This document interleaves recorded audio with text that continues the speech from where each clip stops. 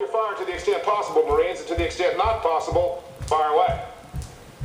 Ben Kingsley, who plays the ambassador, plays him as a conflicted man. In order to save his livelihood, his wife, his child, his job, his everything, his dream, he has to lie regarding the man who saved his life. This is a terrible twist. Very painful, I would think, for him. All these decisions for most of the people in the film are extremely difficult decisions. I have always tried not to make a judgment of the characters that I depict in a film.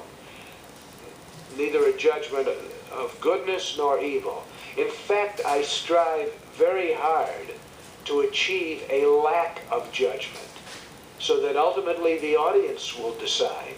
If Childers isn't held totally responsible, then the United States will be.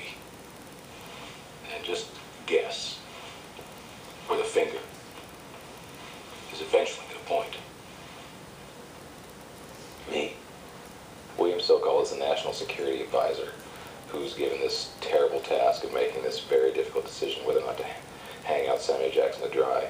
And I think as a viewer, and you watch what he does, if you hate him, take an extra second and put yourself in his position and look at the interests of the United States that are going to be undone if Jackson is exonerated. I accepted this assignment because I believe in the merits of the government's case. I am not going to stack the deck against this guy. I will try this case on good evidence only. I'm glad to hear it. I've just really liked Guy Pearce and thought he was not only a fine and subtle actor, but a chameleon. He was my first choice for that role, as were Jackson and Jones. When you watch this kid act on in Rules of Engagement, you think he's from Brooklyn or maybe Massachusetts, or in fact he's an Australian. He's a consummate actor. It's like very difficult to even recognize him from one job to the next. Very fine young actor. The most important thing that a director does is choosing the cast.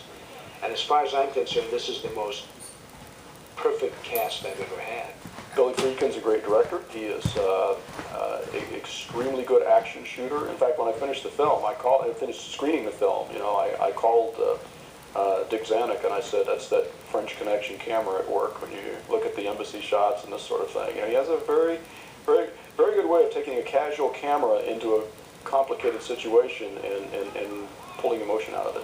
Well, working with Billy is kind of like a dream deal for me, because I like to work kind of quick and efficiently, and I think that's what he does. He sets up his shots. You come in, you do your thing, and Bill watches it and goes, "Hey, that was great. How you feel about that?" And he said, I'm pleased with that. He goes, "You want to do another one?" "Not unless you want me to." "Okay, let's move, man." He's ready, willing, and able to get the job done on the first take, or the second, sometimes the third, very rarely the fourth, and I like that. The idea is to come completely prepared, but to be flexible enough to allow your preparation to be altered by either good ideas or insights and flashes of genius, which very often take place. I think my favorite scene in the movie is us walking in the woods, talking about how the Corps has changed and how he made the right choice. He's retired. I'm still out there and I got my command, and it's a pretty moving moment that sets him up for what's about to happen to him. It's a whole new ball game. No friends, no enemies, no front, no rear, no victories, no defeats, no mama, no papa. We're orphans out there. I like it when the helicopters fly in. I love helicopter shots. I like the approach of the helicopters into Ouarzazate, which is supposed to be Sana'a in Yemen. At the very end, when the old NVA colonel and Jackson exchanged salutes, a lot of people think that the guys who served Vietnam would object to that, but I will tell you, there's a lot of truth in that scene.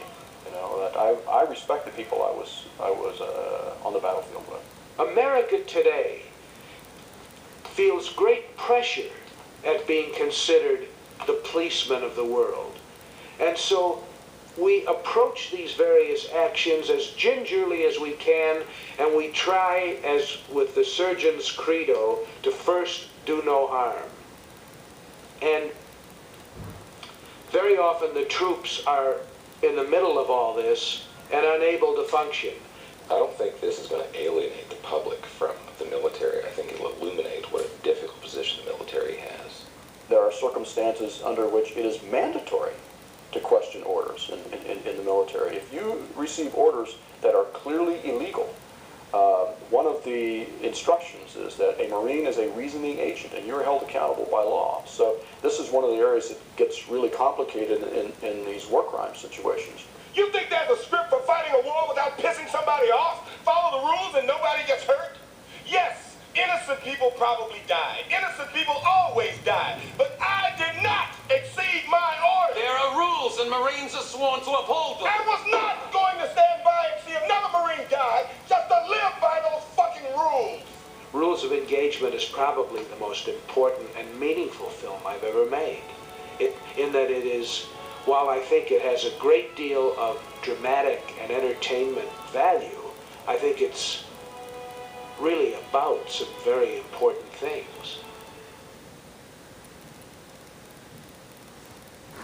That's all for this. Yeah.